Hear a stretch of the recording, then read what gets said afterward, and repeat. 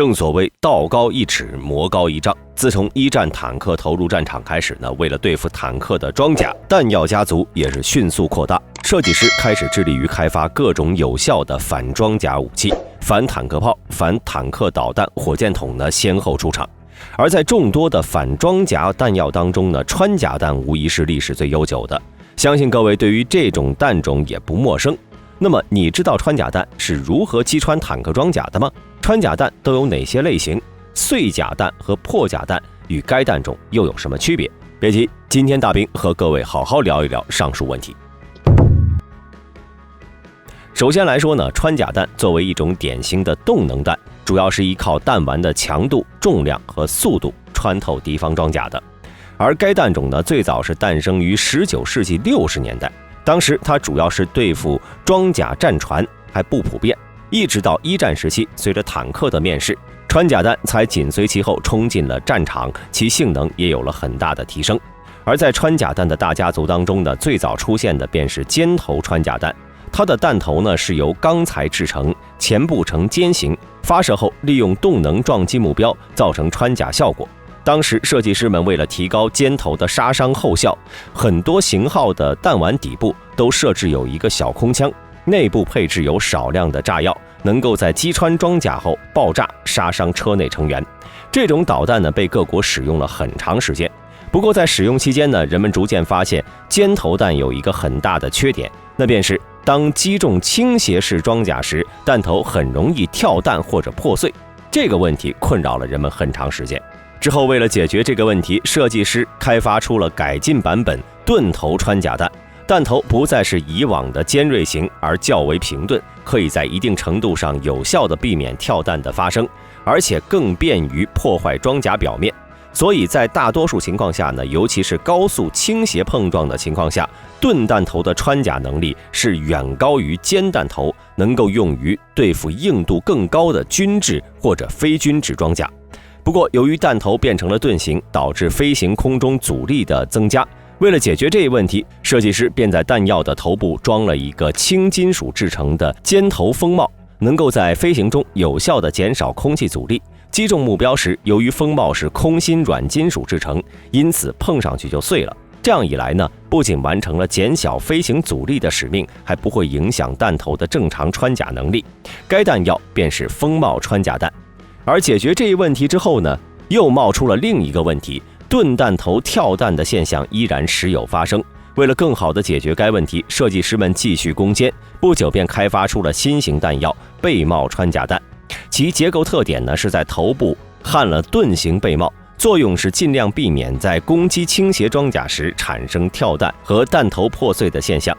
为了便于开坑，背帽顶端的表面会淬火，以提高硬度。在碰撞敌方装甲时呢，会极大的降低传到弹头的应力。碰击时，背帽会提前破坏装甲表面，最后尖头弹体继续清澈，大大提高了穿甲能力。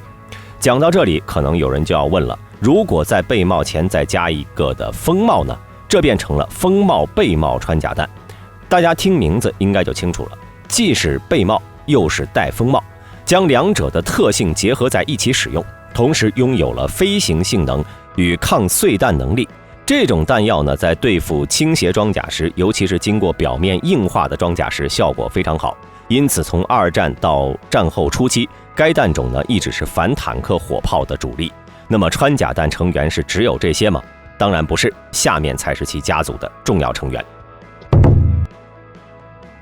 当时随着各式穿甲弹性能的不断提高，作为防守的一方，各国坦克的装甲也在变得越来越厚。二战初期，各国主力坦克大多是轻型坦克，正面装甲厚度基本是不超过25毫米。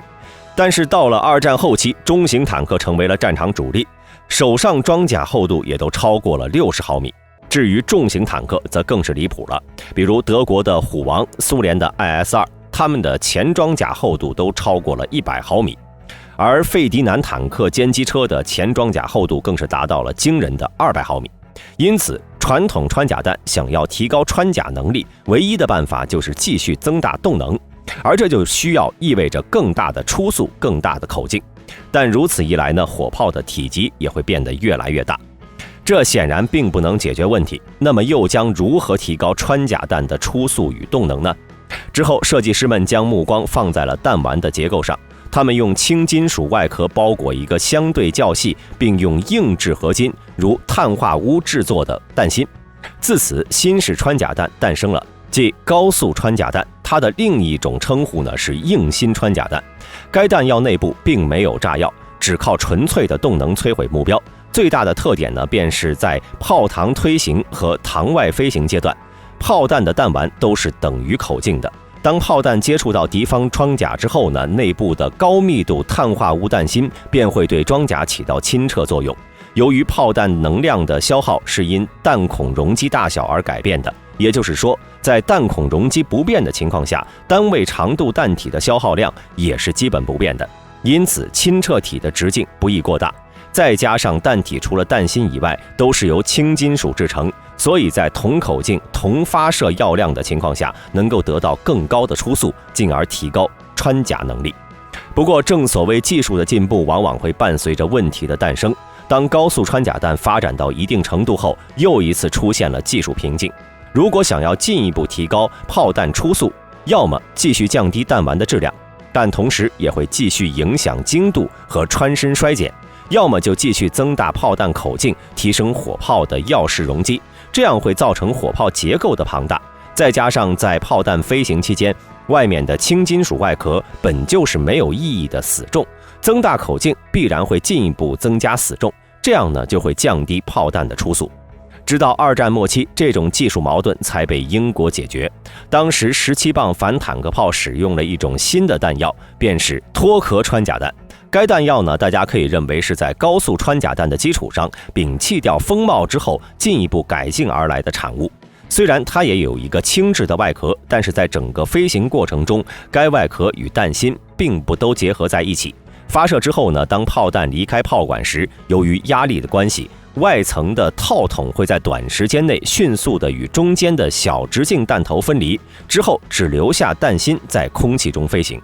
如此一来，弹丸不仅能够获得超高的速度，在空气中所受的阻力也非常小，并且根本不存在死重。自此，脱壳穿甲弹就直接成为了穿甲能力最强的穿甲弹。而钨合金之所以是制造该炮弹的重要材料，源自于钨合金的特殊性能。简单来说呢，钨合金性能会直接影响穿甲性能。另外，大兵在这里必须要提醒一下，当遇到友军坦克发射脱壳穿甲弹时，大家可不要站在炮口指向的左右45度的区域内，否则穿甲弹的弹芯虽然飞走了，但是炮弹所抛开的弹托可是会往旁边飞的，一不小心就会被碰到。大家都知道，技术的发展往往是很快的，没多久，军队便不满足于脱壳穿甲弹的性能，希望能开发出威力更大、穿甲更强的穿甲弹。而这时呢，恰好又遇到了技术瓶颈，想要拥有更大的穿身，就必须要有更大的比动能，而这便需要弹芯的密度更大、长度更长。但是这样呢，会造成飞行期间炮弹高速旋转。如果弹芯太长的话，在旋转期间，由于芯体的弹性发生抖动，将极大地影响炮弹的射击精度。因此，想要增加弹芯的长度，就必须脱离线膛炮的定式思维。当时的设计师们认为，想要不让弹芯旋转，那么使用滑膛炮不就行了吗？至于弹丸在飞行期间的稳定性，也能由尾翼来解决，因此尾翼稳定脱壳穿甲弹就诞生了。该穿甲弹拥有更长的弹芯，当炮弹飞出炮口之后呢，弹托会立刻飞散，只留下如飞镖一般的弹芯再继续飞行。击中敌方装甲时的比动能相当大，而且为了提高它的穿甲能力，其弹芯一般是由钨合金或贫铀合金制造，其中贫铀的密度更大，而且具有自锐性，在撞击过程中会持续保持尖锐，是最为理想的材料。对穿甲的穿透能力也达到了空前的程度。而在这方面呢，美军对于贫铀穿甲弹的研发可谓是独一档。在将贫铀加入到弹芯材料中，美军呢便开发出了 M829 系列贫铀穿甲弹，而最新的 M829A4 型弹芯都已经快到药筒底部了。除此之外呢，经过几十年的发展，目前北约所装备的120毫米尾翼稳定脱壳穿甲弹，在2000米范围内对军制钢装甲的穿身基本达到了800毫米，这是以往所有的穿甲弹都无法企及的。好了，说完了滑膛炮的脱壳穿甲弹，咱们再来看看线膛炮所装备的脱壳穿甲弹。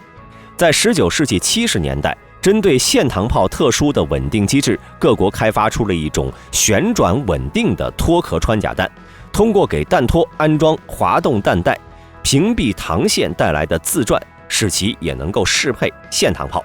配合高精度的线膛炮还有奇效，比如在海湾战争期间，曾有一辆英军挑战者1主战坦克在5110米的距离上击毁了一辆伊军 T55坦克，创造了坦克对坦克的最远击杀记录。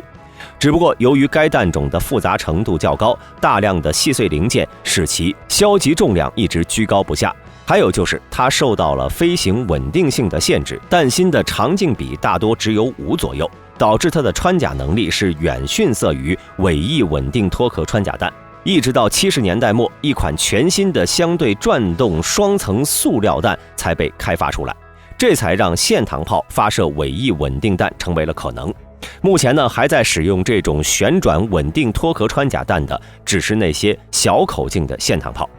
不过，虽然穿甲性能强大，但是在反装甲弹药的发展史上，穿甲弹的地位其实也曾受到过威胁，比如破甲弹和碎甲弹。但之后呢，由于种种原因，地位呢是不如穿甲弹。那么这两种弹药与穿甲弹又如何区别呢？首先，相较于穿甲弹，破甲弹的历史要短很多。它出现在战场上时呢，已经是2战时期了。但当时破甲弹的威力一直不怎么样，而大家想要理解破甲弹的运行原理，就必须了解门罗效应。在1888年，他偶然在一次炸药爆破实验中发现，在钢板上引爆一个实心的炸药柱，一般只能在钢板表面炸一个小坑，而如果将一个有锥形空腔的药柱锥形开口朝下放在钢板上引爆的话，就能在钢板上炸出一个大洞。这种巨能爆破效应便被称之为门罗效应，而在当时还没有人意识到它的军事价值。一直到2战结束之后，破甲弹的问题才被发现。原来造成破甲弹实际威力与理论威力相差太大的主要原因有2个。一方面是在使用线膛发射时，炮弹在飞行期间一直高速旋转，当击中目标爆炸时，炮弹高速旋转造成的离心力分散了金属射流，导致威力下降了很多。解决这个问题的方法非常简单，直接换成滑膛炮发射就行了。这也是战后滑膛炮盛行的原因之一。而另一方面呢，则是破甲弹虽然有很高的理论破甲值，但它的金属射流达到了汇聚的最佳距离，也就是炸高。只有在这个最佳距离上，才能获得密度最大、截面积最小的金属射流，所造成的破甲威力也最大。距离过近的话，射流还没汇聚到最密集程度，破甲威力自然也就大打折扣。距离过远的话，可能会射流断裂，也同样会影响到炮弹的破甲效果。这便要求引信在达到最佳炸高时精确触发。2战期间，破甲弹基本使用的都是传统机械引信，受限于当时的技术，就算再灵敏也达不到最佳的瞬发性能。再加上做得太灵敏的话，对平常的储存和运输又有着很大的危险，所以破甲弹的威力一直受到了限制。直到战后，新型引信的出现才解决了这个问题，也就是压电引信。该引信不仅有足够的反应速度，还有较高的阈值。在解决弹体旋转和引信的问题后呢，有一段时间破甲弹非常盛行。凭借它巨大的破甲深度，好像一夜之间破甲弹就要取代传统的穿甲弹了。不过好景不长啊，坦克很快就找到了应对破甲弹的方法，那便是反应式装甲和间隙装甲，连着都能一定程度上影响破甲弹的金属射流，进而减弱金属射流对主装甲的冲击。与此同时，为了应对破甲弹呢，也在进化，也就是诞生了串联破甲战斗部。它是在主装药的结构前呢，再配置一个小的锥形装药战斗部，当弹药击中装甲时产生爆炸，吸引2种装甲的仇恨，从而为主装药开辟道路。这种战斗部目前被大量运用在单兵反坦克武器上。除了串联战斗部之外呢，破甲弹还在朝着另外的方向上发展。虽然破甲弹对付主战坦克有些不靠谱了，但是打击轻型装甲车辆和各种工事还是很轻松的。而这时候呢，破甲弹的新变种多用途破甲弹便有了用武之地。该弹药保留了破甲弹的锥形装药结构，但是增加了破片数量和装药量，提升了对目标的爆破效果和人员杀伤效果。由于该弹药的用途非常广泛，大多被当作攻坚武器使用。与此同时，各国主战坦克也在使用这种弹药，用其打击轻装甲、工事或者无防护的软目标。在北约国家的主战坦克方面，多用途弹甚至取代了传统的杀伤爆破榴弹。好了，破甲弹我们说完了，下面再来看看碎甲弹。在这3个弹种里面呢，碎甲弹才是出现最晚的，一直到70年代才由英国设计师发明。其基本原理呢是，当碰撞到目标装甲时，刚度较低的弹体会直接变形，紧贴在装甲表面，内部的塑形炸药直接爆炸，以此产生爆轰冲击波，将敌方的装甲内层震裂。所产生的碎片会在坦克车体内部飞溅，以此起到杀伤人员和破坏设备的作用。相较于出现较早的2位前辈，碎甲弹有着很多独特的优点，比如威力大、后效大、对初速要求低、不会跳弹等等。而与穿甲弹和破甲弹相比呢，碎甲弹的制造成本更低，在当时呢，碎甲弹也是有一段的风光无限。但是没过多久，英国便在1976年开发出了全球首款复合装甲乔巴姆装甲。该装甲的出现呢，使得甲弹斗争的天平首次倾向了装甲一方。这种装甲是由钢板与陶瓷材料叠压而成，抗穿甲能力远远超过了传统的钢装甲。由于其性能强大，各国很快便将新型主战坦克手上装甲和炮塔正面装甲都换成了复合装甲。当碎甲弹击中复合装甲后，虽然爆轰波依旧是可以震碎外部的钢板内层，但是由于内部还有陶瓷材料的阻挡，飞溅的碎片根本无法进入到车体内部。再加上复合装甲最内层大多数使用韧性强的钢板，爆炸的冲击波不仅震碎，还能阻挡剩余碎片。之后，随着复合装甲的大量普及，碎甲弹很快便没有了存在的意义，渐渐便淡出了反装甲弹药的家族。总结来说呢，未来穿甲弹的发展趋势肯定是继续提高它的比动能和亲撤能力，特别是亲撤复合装甲、平油装甲和反应装甲的能力。毕竟随着各国对于平油装甲的研发，坦克的防穿甲能力会越来越强，穿甲弹只有跟上甚至超越坦克的发展，才能不落后于其他反坦克武器。